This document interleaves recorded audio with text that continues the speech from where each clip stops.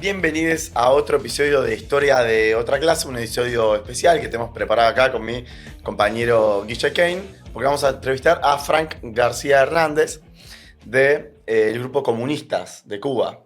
Acá, bueno, bienvenidos. Sí, Frank es sociólogo, historiador. Bueno, hemos podido publicar entrevistas y trabajos de él en defensa del marxismo, en Prensa Obrera. Venimos siguiendo la elaboración, así que estamos muy contentos de hoy poder discutir la actualidad de la Cuba post-revolucionaria, ¿no? Y sí, está bueno que hayas dicho la Cuba post-revolucionaria, porque hay gente que todavía dice, incluso gente crítica, hay que defender la revolución, qué va a pasar cuando se cae la revolución, y es que la revolución terminó hace rato.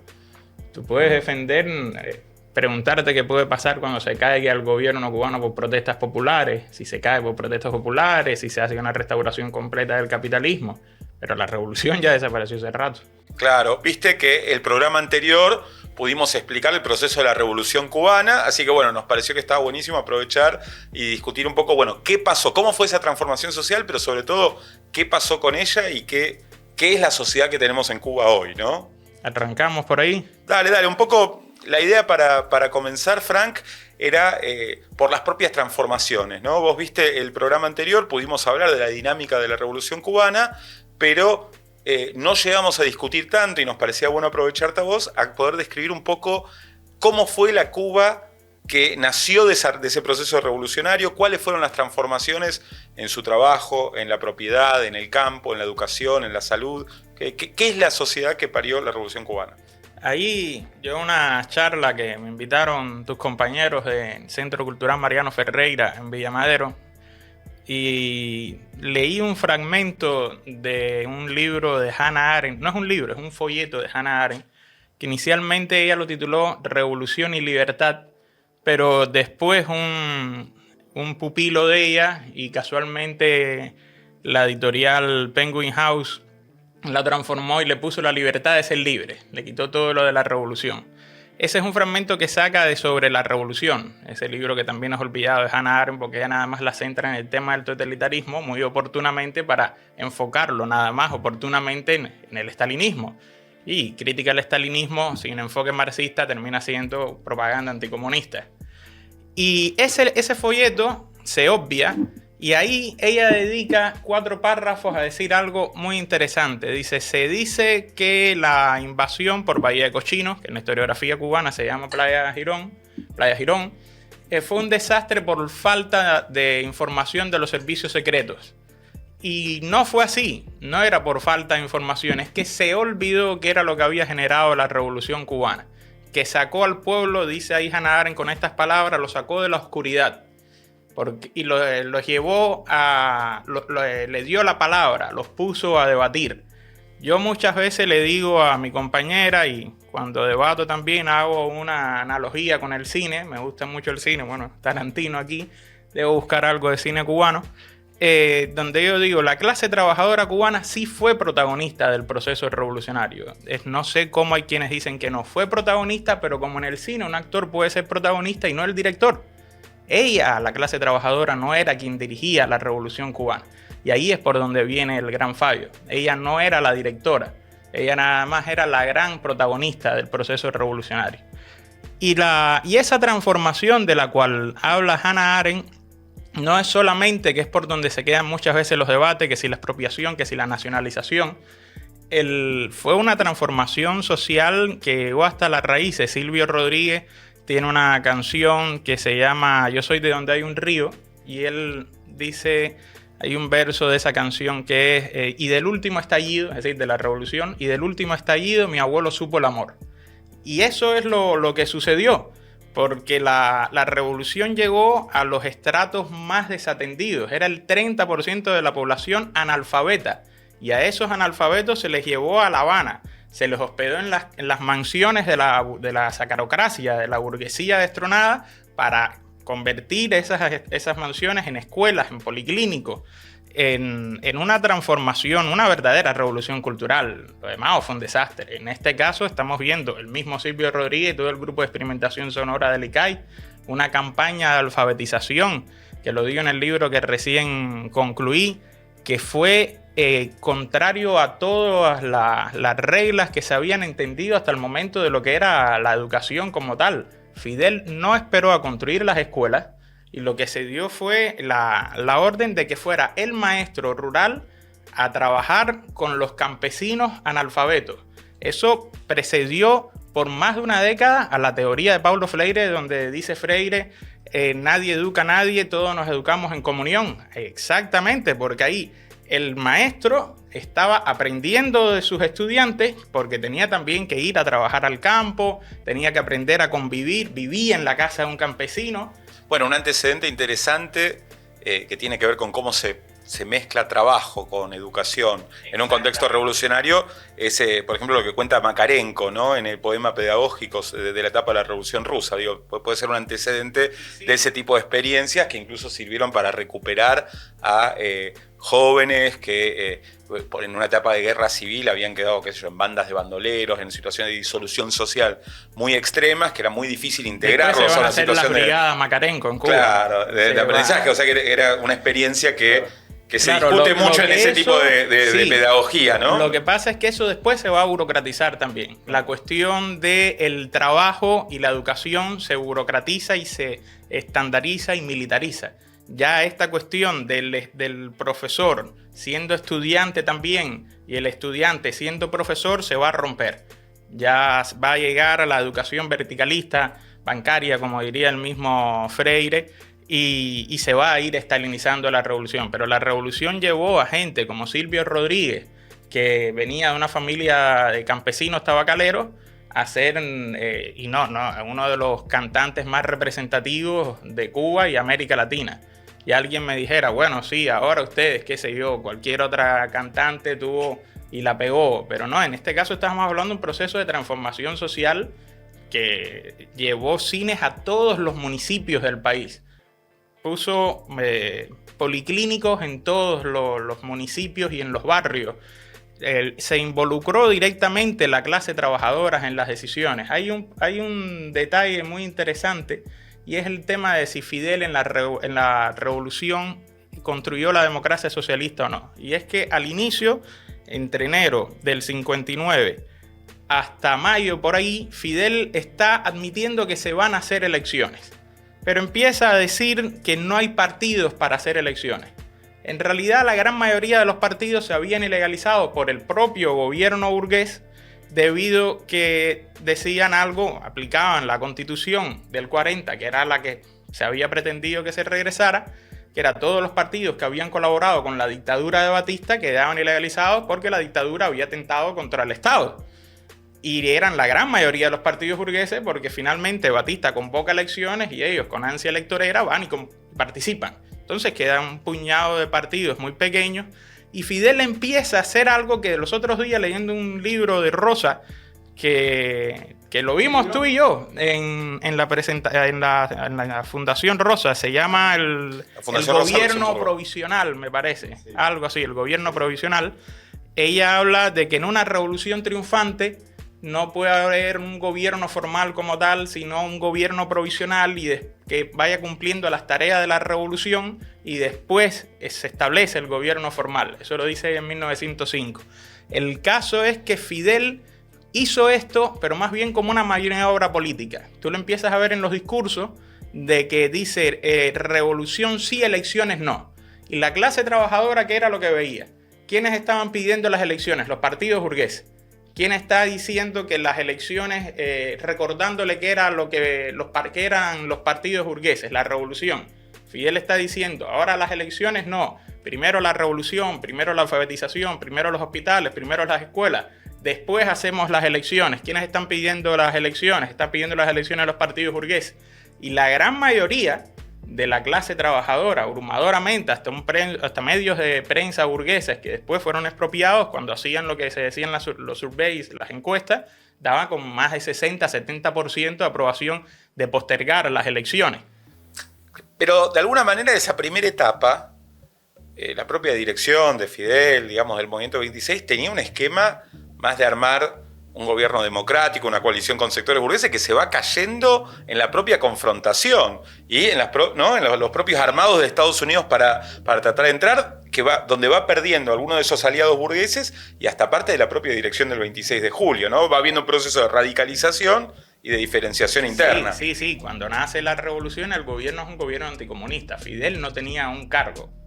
Fidel era el delegado del presidente en las Fuerzas Armadas. Ahora, lo que nos interesa enfocar en este caso, ¿cuál es el correlato de esa radicalización en los terrenos? Por ejemplo, ¿qué pasó en el campo en Cuba, Frank, con este proceso revolucionario? Te estaba hablando de este caso no la reforma agraria, la campaña de alfabetización que fue directamente al campo. Claro. El Che comete un gran error al decir en apuntes críticos que la revolución cubana no la hizo el proletariado, sino el campesinado. Eso es un gran error porque en realidad el campesinado sí fue como el agua para el pez, como decía Mao, para la guerrilla, pero la guerrilla misma en sí estuvo apoyada directamente por la pequeña burguesía, por toda una guerrilla urbana, por los sindicatos que controlaba el 26, que lo dirigía un trotskista, valga decir, Ñico Torres. Pero así todo, sí, el campesinado fue uno de los pilares de la revolución cubana y eso lo tiene bien claro Fidel. Y por eso es que va directamente a la transformación en el campo. Yo vi que ustedes recomendaban Guantanamera en el episodio pasado. Yo les recomiendo Lucía, porque Guantanamera es del director Humberto Solás y es como, digamos, la secuela de Lucía.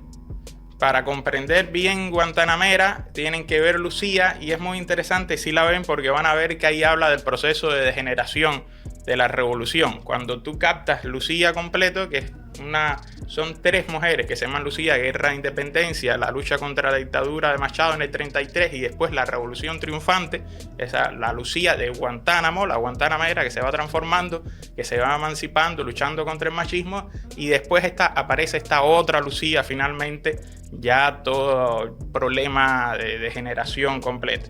En el campo y en la ciudad hubo una transformación total con la reforma agraria, pero la reforma agraria, cuando tú te pones a ver, es una reforma agraria tímida. Tanto es así que ni siquiera a los Estados Unidos le va a preocupar tanto. La reforma agraria a quien más le va a chocar es a la sacarocracia criolla, a esta la oligarquía, digamos, terrateniente. A la oligarquía terrateniente. Exactamente. Nosotros decimos sacarocracia porque es que era una oligarquía terrateniente centrada nada más en el azúcar. Éramos un país monodependiente, monoproductor. Pero eso, para mí hay una distinción ahí más conceptual, digo, que es importante porque en el discurso político muchas veces hay una confusión, sobre todo cuando nosotros somos marxistas, uno después lo lee y se traslada al plano teórico. ¿Qué es el campesinado? Digamos, en general en las plantaciones de azúcar trabaja el proletariado rural, en el sentido de que no son propietarios que cultivan su propia tierra y viven de lo que venden o lo que consumen ahí, sino que trabajan en la zafra, que es la propiedad de un empresario, un oligarca, un terrateniente, o en los ingenios azucareros, que a veces tienen muchas inversiones de capital, muchas veces extranjero, pero no es estrictamente el campesinado, sino más bien es un proletariado rural, que entiendo de Santiago de Cuba, es como un... Sí, lo que acuérdate que el proceso del cultivo del azúcar es más complejo, porque estamos hablando de una Cuba que estaba con un subdesarrollo tecnológico muy grande, y no solamente son los trabajadores del central, del ingenio azucarero que están ahí adentro, están los que cortan la caña de azúcar, y hoy son con maquinaria, pero estamos hablando, mi familia era cortadora de caña, y se veían un momento nada más, cortaban la caña y después otra vez todo el mundo para la casa. Venía el tiempo muerto, los meses de no corte de caña, y ahí esos campesinos se morían de hambre, que es una de las cosas que toca Fidel. La revolución piensa mucho en el campesinado. Y por eso se puede, a veces hay quienes hacen el vínculo con la cuestión rusa, con la cuestión china, pero es muy, muy diferente el tema cubano, porque en realidad la revolución sí la hace la clase trabajadora en pleno, y la hace mucho la ciudad. No va a existir en Cuba, por ejemplo, esa gran contradicción en Rusia que a nosotros, los comunistas cubanos, nos cuesta trabajo todavía comprender, que es la pelea entre el campesino y el obrero, entre el campesinado y el proletariado. Yo no te quiero dar el trigo, te jodes. No, allá había una imbricación muy, muy grande. No estaba ese yo campesino voy a estar contra ti y el obrero que se joda. O sea, cuando nosotros vemos esa Cuba que frente al resto del continente latinoamericano, y siendo que no venía al momento de la revolución con un gran desarrollo industrial, cultural, digamos, tomando más o menos la media del continente, logrando el acceso a la salud, el acceso a la educación, logrando terminar por lo menos con la pobreza extrema, ¿no? En toda una etapa, aunque no hubiera grandes lujos. Un desarrollo de deporte tiene que ver con la revolución socialista y esta transformación que logra llevar adelante. Sin embargo, cuando decimos que hay una burocratización, cuando vos mismo referiste a la estalinización, ¿cómo se trastoca esa realidad social, ¿no? ¿Qué podríamos destacar de ese momento de cambio en el proceso cubano? Yo digo que básicamente, por eso estaba hablando del tema democrático, es que al no existir el control obrero, o para que se entienda de manera más amplia, porque de pronto alguien puede preguntar qué cosa es control obrero. Democracia socialista, que es la clase trabajadora definiendo los rumbos del gobierno y controlando a la burocracia dirigente. A partir de ahí ya todo iba mal. Porque mientras el líder estuvo en consonancia con los deseos y las voluntades y las necesidades de la clase trabajadora, iba bien.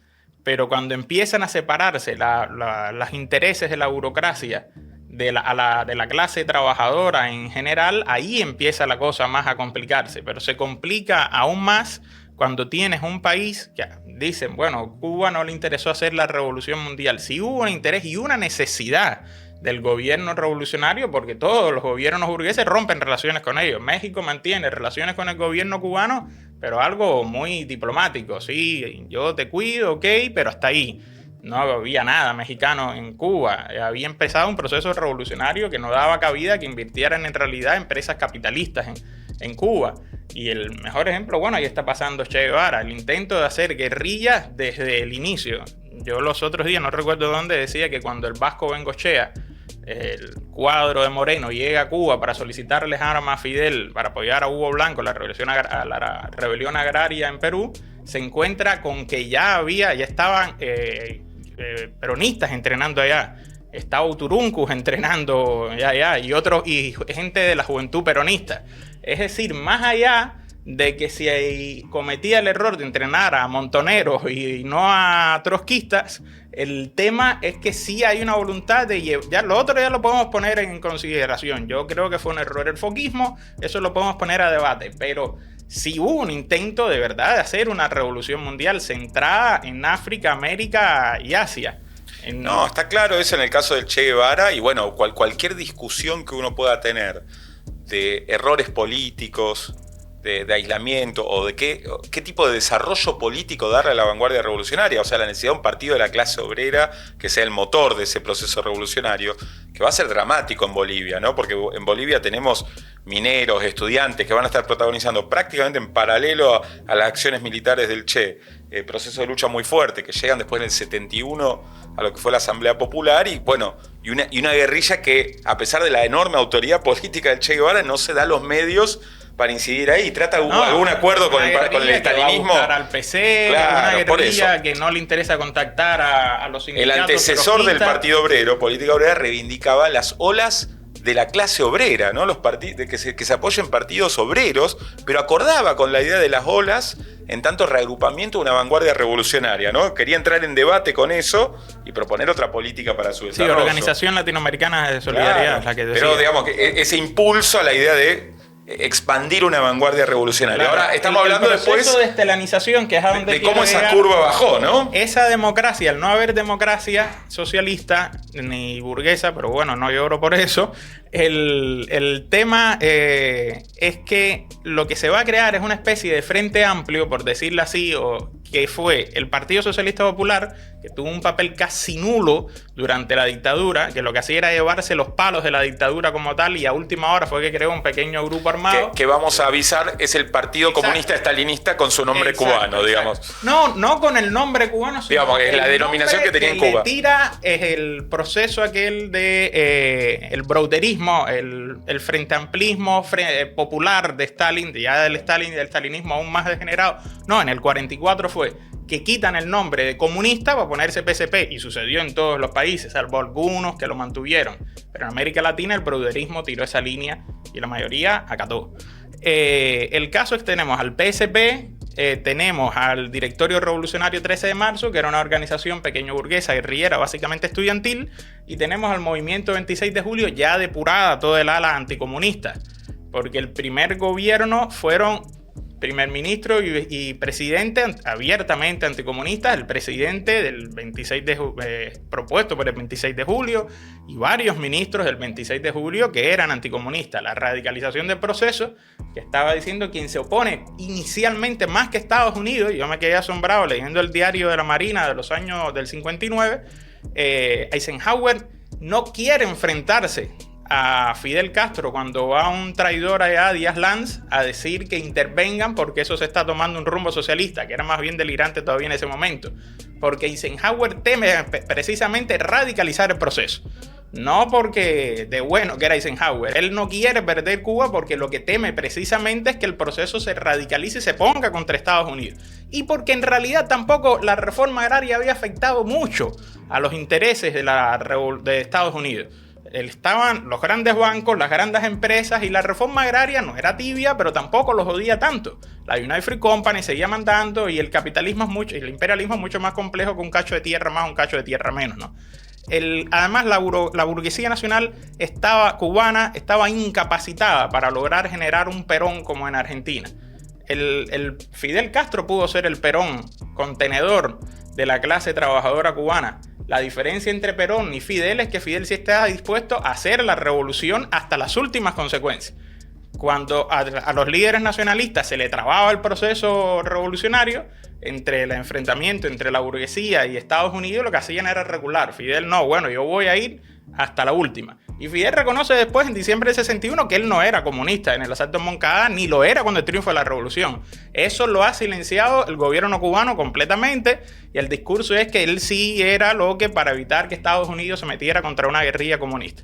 Él no había dicho eso. Pero para llegar un momentico al tema de la degeneración stalinista, como no hay democracia socialista, entonces se crea esa especie de frente unido, por decirlo así, una alianza gubernamental en el cual no se da espacio en realidad a la democracia socialista. Se va construyendo aquello que eran las organizaciones revolucionarias integradas y después el Partido Unido de la Revolución Socialista Cubana, donde quien va teniendo en realidad la estructura es el PSP, entre otras cosas, porque el Partido Socialista Popular, los estalinistas, tenían el conocimiento de cómo construir la estructura partidaria, la estructura del partido.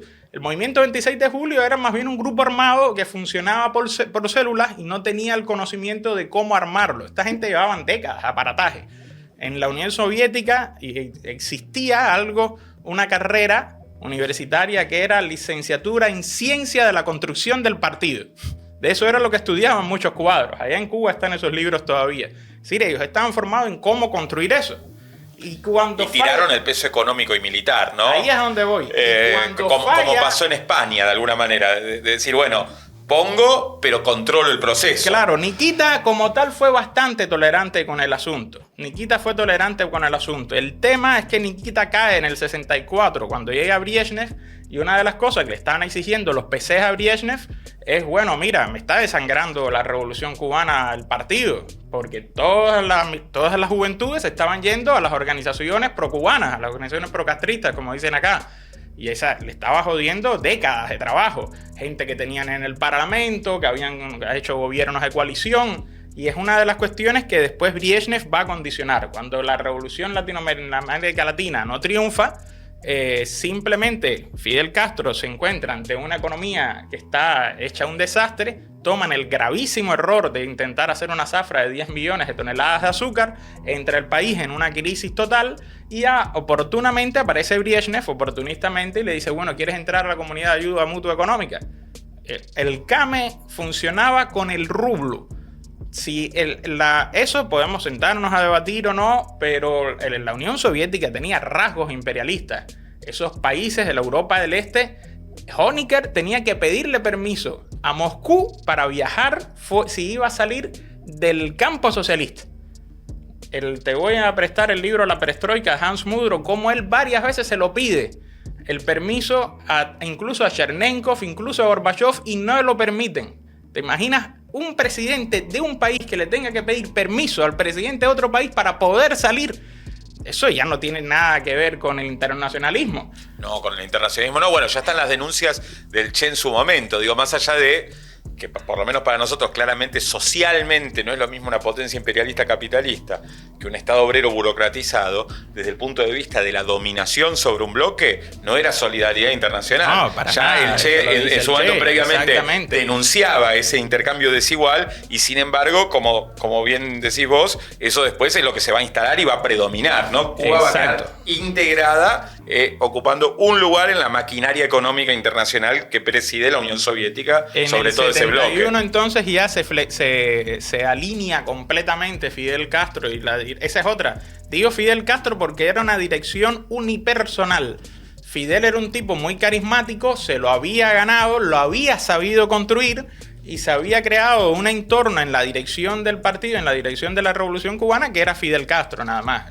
Claro, pero como vos bien decías, digo, para repasar, no había organismos de gobierno obrero, ni un partido de cuadros de la clase obrera que tuviera una formación política para ejercer la dirección de ese proceso. Yo creo que sí existía ese partido, pero era un partido que ordenaba. Es que la frase, una de las consignas que más ilustran es comandante en jefe, ordene. Es mándame la orden porque funcionaba con la estructura militar. Fidel pensaba como militar y ahí viene incluso el impacto en la estalinización en la educación. La consigna pasó a ser estudio, trabajo, fusil. También es un país que está bajo una constante agresión militar. Eso no lo perdamos de vista nunca.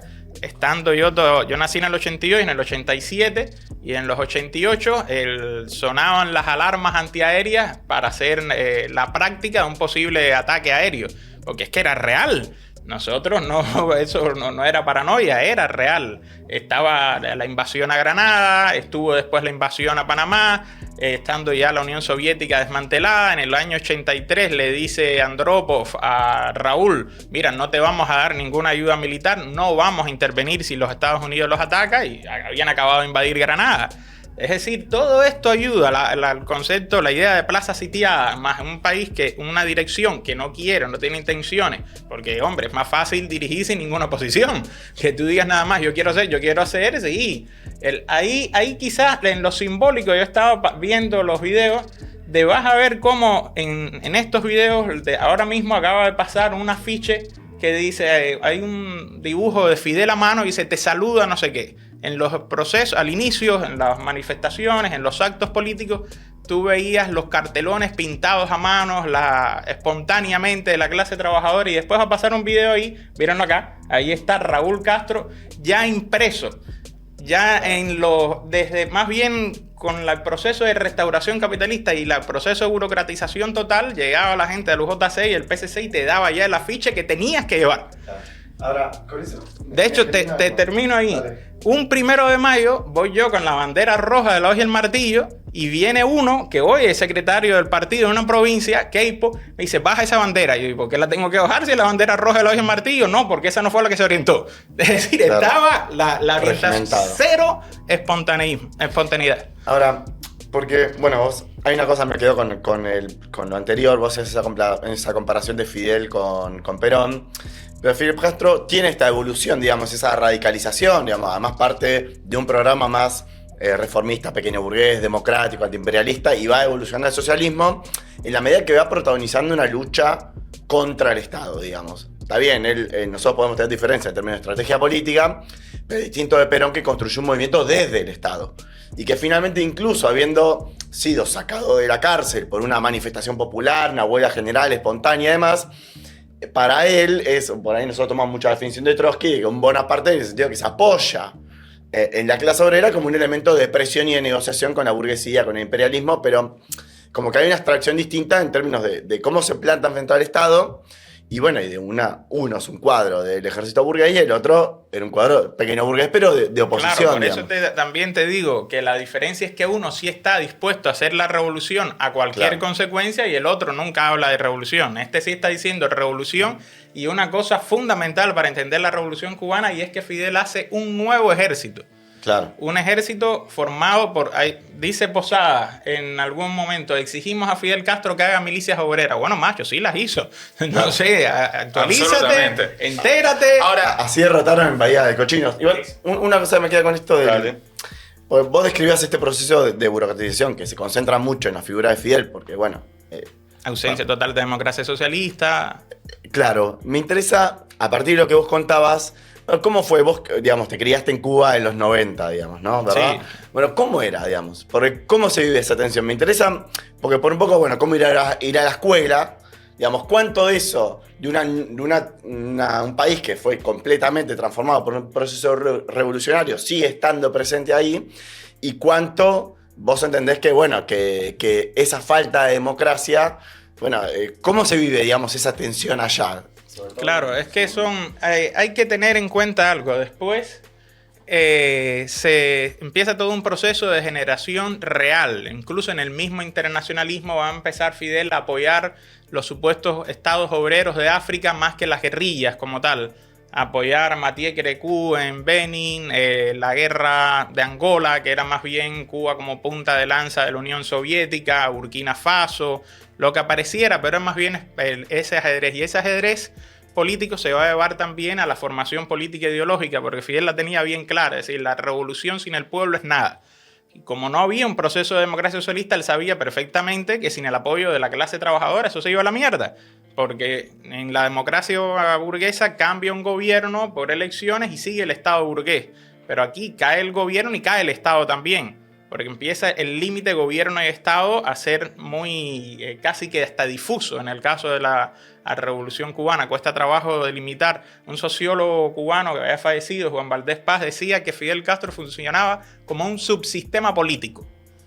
Como un subsistema político. Ese libro está muy bueno. En este caso, digo esto porque Fidel sí le ponía mucha atención a la formación política del estudiantado.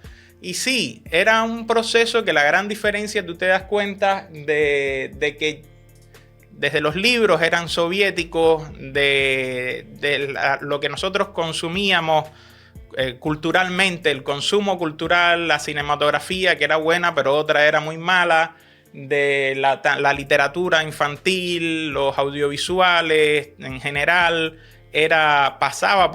venía de la Unión Soviética. Y esto iba impactando negativamente, muy negativamente, porque sucedió que la gran mayoría pensaba que la Unión Soviética ya se estaba acercando al comunismo. Y generó un shock total, gente que se suicidó. Para nosotros no es algo, un libro de historia, la caída de la Unión Soviética. No fue un titular, fue pasar de vivir en una abundancia a no tener nada. De no tener ni manteca, nosotros le decimos mantequilla, ni yogur, cosas muy fútiles quizás, desaparecieron los libros y generó un shock ideológico muy grande porque lo veías, mucha gente que habían sido profesores de marxismo-leninismo que ya detestaban todo y en el mejor de los casos se iban para la nueva línea nacionalista que empezó a desarrollar Fidel. Ahí tú te das cuenta que ese es otro de los grandes errores de Fidel, porque cuando se cae la Unión Soviética, que tiene la oportunidad de construir el socialismo, un socialismo verdaderamente revolucionario, es lo que se apoya en el discurso nacionalista, empieza a exacerbar a la imagen de Martí, el héroe nacional cubano, por encima de Marx, y vas a ver que de los congresos del PC dejan de estar los retratos de Marx, de Lenin, porque todo fue tan dogmático y tan venido de la Unión Soviética que Marx y Lenin eran la Unión Soviética, y si la Unión Soviética se cayó, lo demás también ya no servía. ¿Qué es lo que sigue? La Revolución Cubana. La Revolución Cubana nace con Martí, que era el discurso, entonces Martí es lo que viene aquí como a iluminarnos, ¿no? Martí y el comandante en jefe. Sí, va a haber toda una etapa más de integración de Fidel Castro, de apoyo y de promoción de gobiernos nacionalistas, burgueses, latinoamericanos, que no tienen nada que ver con la Revolución Socialista. Exactamente. Lo tuvimos acá en el 2003, apoyando a Néstor Kirchner, me acuerdo, a Fidel Castro, como también los consejos, para decirlo de alguna manera, o la orientación de la dirección cubana sobre el proceso nicaragüense, que fue una revolución armada, pero donde se decía, bueno, convoquemos elecciones. Lo contrario a lo que vos decías de Fidel en su momento, que se puedan presentar la misma oposición bancada por Estados Unidos, que armaba la contrarrevolución, ¿no? chamorro y demás a las elecciones. Bueno, pero yo quería, a ver si te parece, Frank, quería contarles algo a la audiencia. Yo viajé hace unos años a Cuba, a una reunión, invitado por los compañeros, y me decían, mira, trae libros. 3 años casi exactos ya. Y decían, y trae La Revolución Traicionada de León Trotsky. Que no es una cosa tan sencilla entrar, pero pudimos entrar a una cantidad de literatura trotskista a Cuba. Y los compañeros le dan mucho valor, en particular a este libro, porque es un libro donde Trotsky analiza cómo el proceso de la Revolución Rusa había de un avance social enorme, la burocratización estalinista, la búsqueda de los privilegios de la casta burocrática dentro del Estado obrero burocratizado, había empezado a generar intereses propios, y que eso era un impulso a la restauración capitalista. Y es un libro apasionante porque Trotsky estudia cómo eso impacta a la economía, cómo impacta a la familia, cómo impacta la mujer, bueno, cómo impacta todas las condiciones de vida en su momento de la Unión Soviética. ¿Por qué para vos y para el grupo comunistas es tan importante la revolución traicionada para entender a Cuba y el proceso que vive hoy? No solamente para comunistas, para toda la izquierda crítica en general. Es lindo lo que nos sucede a veces. Nosotros medio que tenemos marcado en los libros, los ejemplares de la revolución traicionada, para saber cuántos, por dónde van. Y muchas veces nos encontramos que alguien los está leyendo y ya no sabemos cómo ese alguien llegó a tener ese ejemplar que es nuestro. Porque le hicimos X marquita y sabemos que ese libro es nuestro. Es para saber hasta dónde llegó, ¿no? Y hay como una ansia grande. Yo descubro La Revolución Traicionada una tarde de lluvia. Estoy aburrido en una parada esperando una hora la guagua, como decimos nosotros, el colectivo dirían ustedes, y tenía casualmente ese libro en la mochila que me lo habían regalado los Pathfinder, la gente del Partido Socialista de los Trabajadores, devenidos en castrista completamente, pero lo llevaban a la feria del libro, algo como para venderlo. Y yo empiezo a leer aquello, me acuerdo que iba a ver a una amiga y llego empapado a la oficina de la amiga y le digo, esto describe completamente lo que estamos viviendo. Es la degeneración burocrática, sobre todo lo que más nos impactaba a nosotros era el deterioro político del Komsomol, de las juventudes comunistas. El oportunismo, cómo se desarrolla el cambio del discurso. Ahí en mi libro yo hablo del himno del Partido Socialista Unificado Alemán, donde ellos dicen, el partido siempre tiene la razón. El que critica, el que ofende al partido es malo o tonto. Ahí eso es algo y ahí describe el oportunismo. O eres estúpido o tonto. O eres un tipo tonto, malintencionado, digamos. O eres un tipo malintencionado, o eres estúpido de enfrentarte al poder del partido. Repite lo que dice el partido. ¿Cómo tú te vas a enfrentar al poder del partido? Y eso es lo que tú te encuentras allá, los que me hicieron el juicio político el 11 de julio diciendo que yo había tirado piedras y no sabían ni dónde yo estaba el 11 de julio, fueron premiados con carguitos. Le hicieron la dirección del instituto donde yo trabajaba, al otro la dirección de una editorial, y no solamente fue conmigo. No solamente me expulsaron de la dirección de Telesur, expulsaron a otros también. Y ese discurso de si yo me alineo con el PC, incuestionablemente va a ser remunerado de una manera u otra, está muy bien descrito en La Revolución Traicionada. Cómo se va degenerando el proceso revolucionario, y entonces es el principal valor.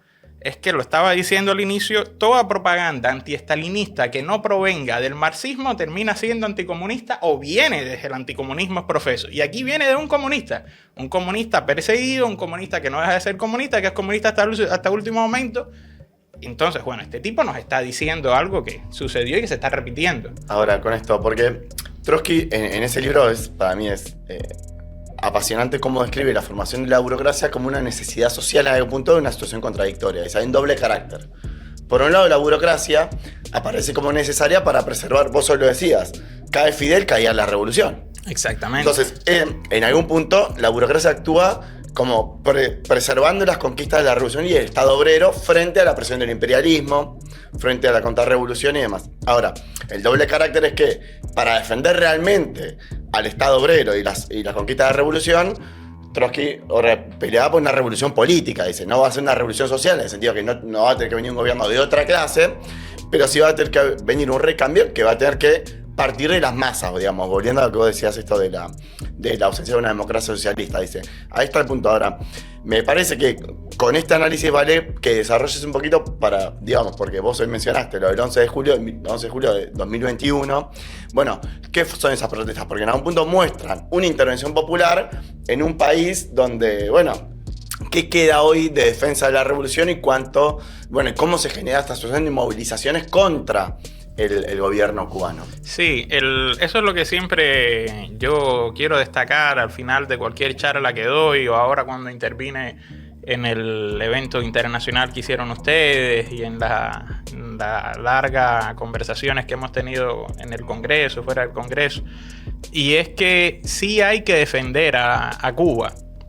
Tener claro que la revolución ya desapareció. Tener claro que la burocracia cubana está en un proceso de restauración capitalista, dándole apoyo total a la nueva burguesía, ha dinamitado el monopolio del comercio exterior y nada la va a hacer cambiar de idea. La prensa derechista cubana estaba diciendo ahora se está enfrentando otra vez el gobierno contra la burguesía. No, lo que estaba era ajustando algunas tuercas con unas medidas de exponer un poco más de impuestos a las importaciones de esta burguesía que ha nacido ahora, que también al dinamitar el comercio exterior es muy importadora, no produce nada. Entonces es más bien, te vas a dar cuenta como un enfrentamiento dentro de mismos sectores de la burguesía. Muchos de esos burócratas ya tienen negocios propios y entonces ¿por qué van a afectar sus propios intereses? ¿Qué les va a provocar defender qué? De tomar un rumbo revolucionario a costa de qué. Entonces, ¿qué beneficio van a tener? Ninguno, no les interesa. Y a este proceso de restauración capitalista, yo siempre digo que al gobierno cubano no le queda más remedio que hacer ajustes, que hacer recortes sociales, porque cuando tú empiezas un proceso de restauración capitalista, sí o sí tienes que enfrentarte contra la clase trabajadora. Porque si vas a beneficias a la burguesía o beneficias a la clase trabajadora, una de dos. El que piense lo contrario o es un socialdemócrata o es un ingenuo completamente o un cínico, porque son los hechos. Ahora, el 11 de julio de 2021, para un poquito enmarcar, hubo una revuelta por hambre. Una revuelta popular por una hambre, revuelta de trabajadores. Completamente. ¿Vos cómo entendés? La tarea de ordenamiento, la unificación cambiaria, ¿fue un salto en el ajuste, digamos, contra el pueblo, en el nivel de restauración capitalista? Claro. ¿Por qué no lo eso explicamos nosotros un poco? La tarea de ordenamiento empezó el 1 de enero del 2021, justo el día del triunfo de la revolución. Ahí, pocos días después, no recuerdo exactamente cuándo, desde Comunistas, creo que fue como una semana más tarde, sacamos un comunicado analizando bien los impactos de la tarea de ordenamiento. Estuvimos más de una semana reunidos, todavía estaban las restricciones de la pandemia y nos reunimos por Telegram.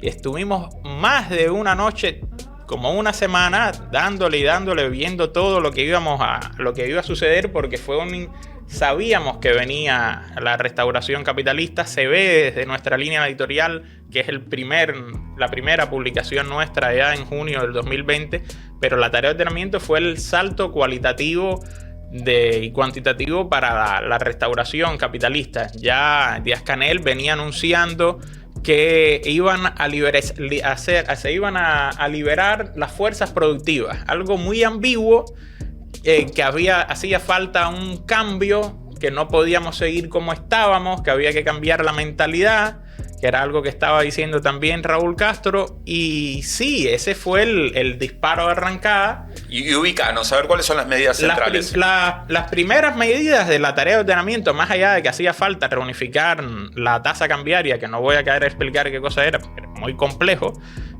Básicamente unir un dólar cubano que coexistía con el peso cubano, venía también con el paquete de aumento del transporte.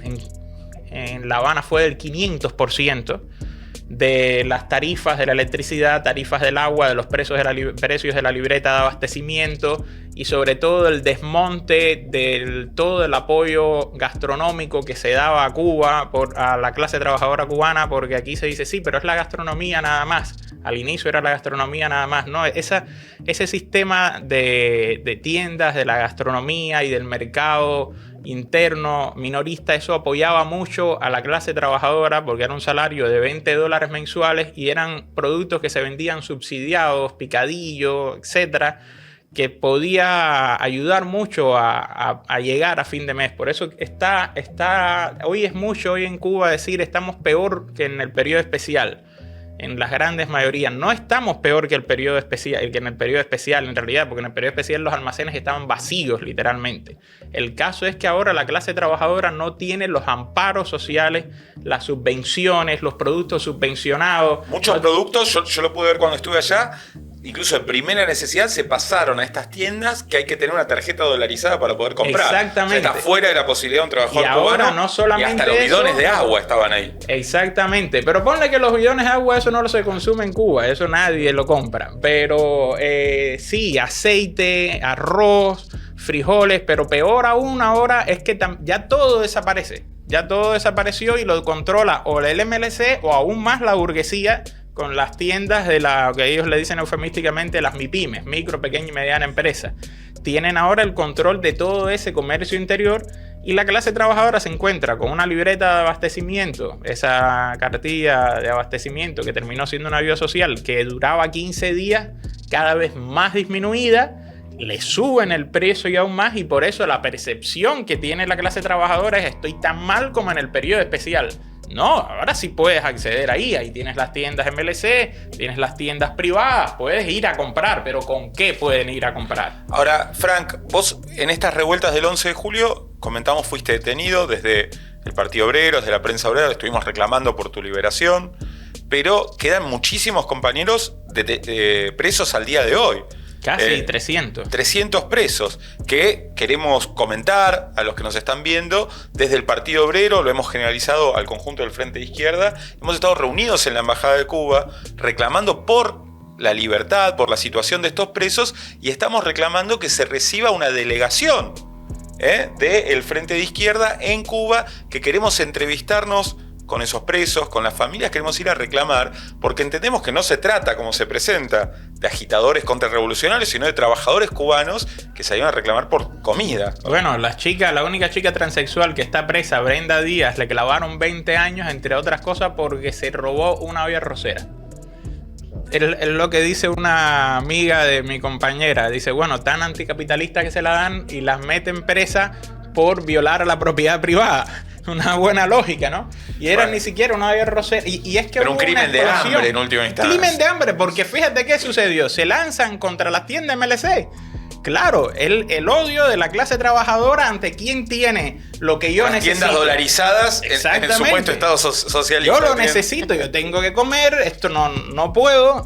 Yo creo que es fundamental si el FITU va a Cuba. No solamente reunirse con los presos y los familiares, sino en iniciar un proceso de diálogo con la burocracia cubana para la liberación de los casi 300 nada más del 11 de julio. Claro. Cifras extraoficiales dan de casi 1000 con las continuas protestas que han salido.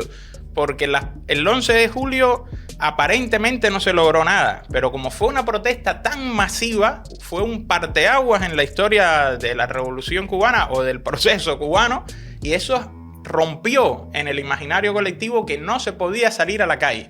A pesar de que vino un código penal cada vez más estricto, todos los años empezaron protestas bien fuertes, que era algo que tú no te podías imaginar antes.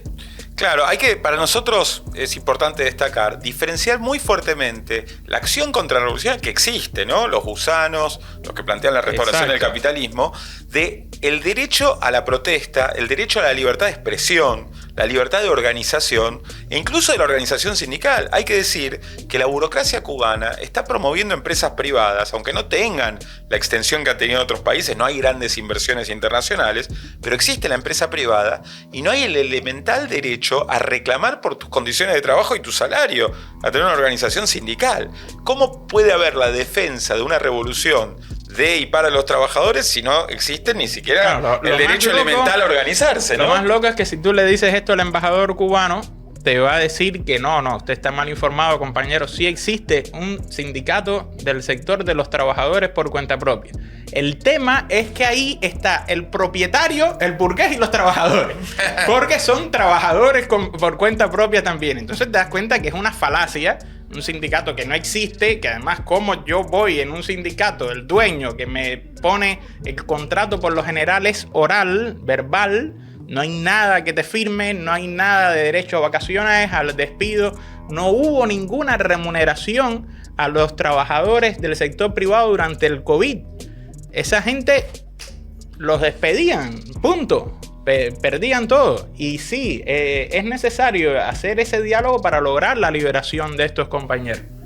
Bueno, Frank, vamos redondeando. Creo que hemos dado un recorrido interesante de estos temas.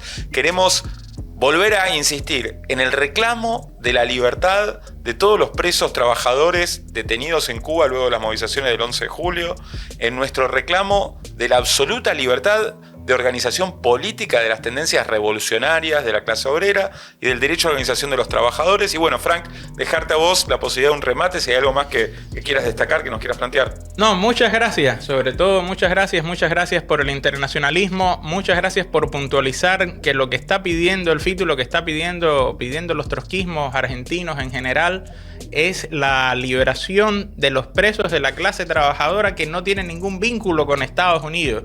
Aquí no se está pidiendo porque salga Alcántara, porque salga Daniel Ferrer, que son gente que están orgullosamente apoyados por Estados Unidos. Gente por los cuales iban y entraban a la embajada de Yankee con una sonrisa de oreja a oreja y se tomaban fotos con las agregadas comerciales. Aquí se está pidiendo por gente que no tiene ninguna afiliación política, pero son trabajadores que tenían hambre, que salieron a exigir y a pedir sin un programa, sin nada atrás, más allá que como mismo las mujeres de la Rusia de febrero del 17 salieron a pedir pan.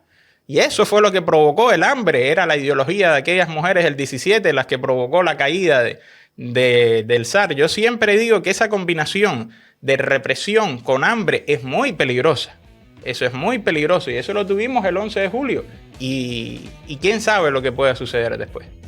Bueno, gracias, Frank. Bueno, muchas gracias. Bueno, agradecemos por supuesto la presencia de Frank. Cerramos, los invitamos a suscribirse al canal de Prensa Obrera en Spotify, en YouTube, a seguir en Instagram a Historia de Otra Clase, que tenemos nuevos episodios acá peleando por la revolución internacional, que sin duda va a ser también lo que termine de apoyar a las masas cubanas para recuperar el sendero de la revolución y la transformación socialista. Muchas gracias.